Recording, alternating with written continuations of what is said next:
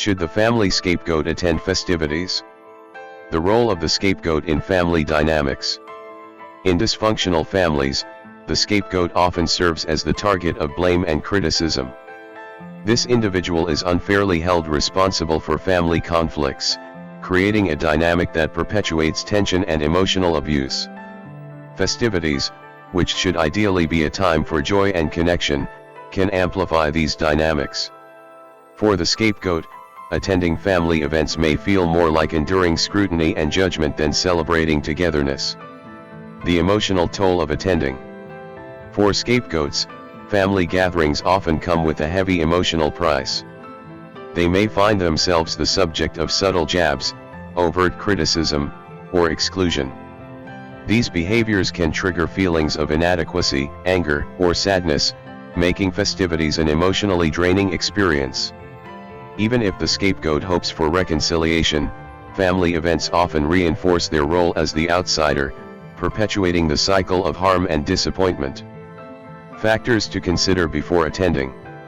Deciding whether to attend a family festivity is a deeply personal choice. Scapegoats should consider their emotional well-being, the potential for harmful interactions, and the support they might receive from other family members. It's important to assess whether attending would offer any meaningful connection or resolution. If the family environment remains toxic, it may be healthier to set boundaries and prioritize self-care over tradition. No contact and family festivities. If the scapegoat has maintained no contact with their family, the decision to attend a festivity requires even greater caution. Reconnecting during a large gathering can be overwhelming and may reopen old wounds. In such cases, re-establishing contact, if desired, should ideally occur in a more controlled and private setting.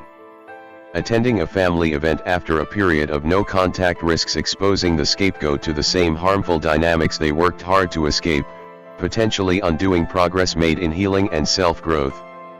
Money and financial failures.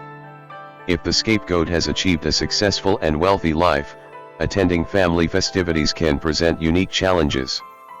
Their success may evoke jealousy, resentment, or attempts by toxic family members to undermine or discredit their accomplishments.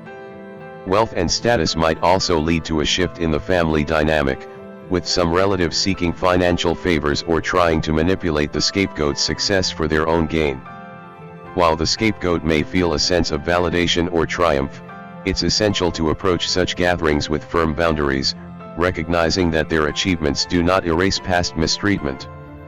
Prioritizing self-respect and carefully evaluating the emotional cost of attending are crucial steps in navigating these interactions.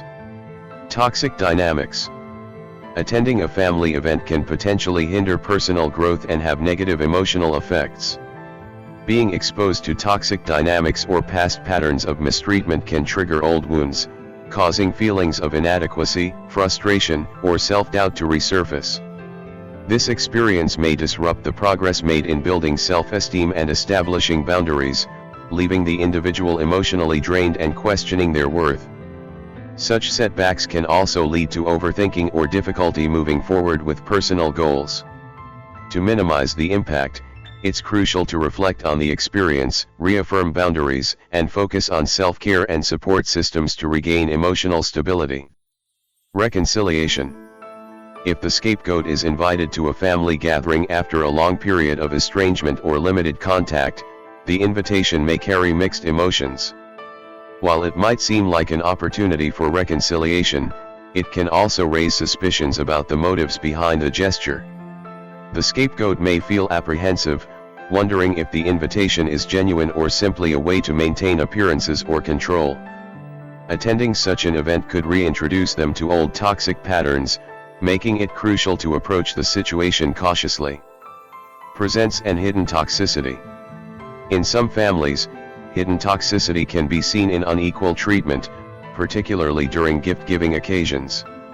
Certain members may receive thoughtful, expensive, or elaborate presents, while the scapegoat is given something small or overlooked entirely. This imbalance subtly reinforces a hierarchy within the family, making the scapegoat feel undervalued and excluded.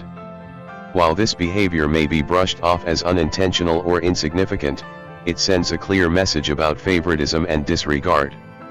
Over time, such patterns can foster feelings of hurt and resentment, highlighting a lack of fairness and genuine connection within the family dynamic. Prioritizing emotional health. For scapegoats, the key to navigating family festivities lies in prioritizing their own emotional health. Whether they choose to attend or maintain distance, the decision should be guided by their well-being, not familial pressure or guilt. Building a chosen family of supportive friends or loved ones can provide a more fulfilling sense of belonging.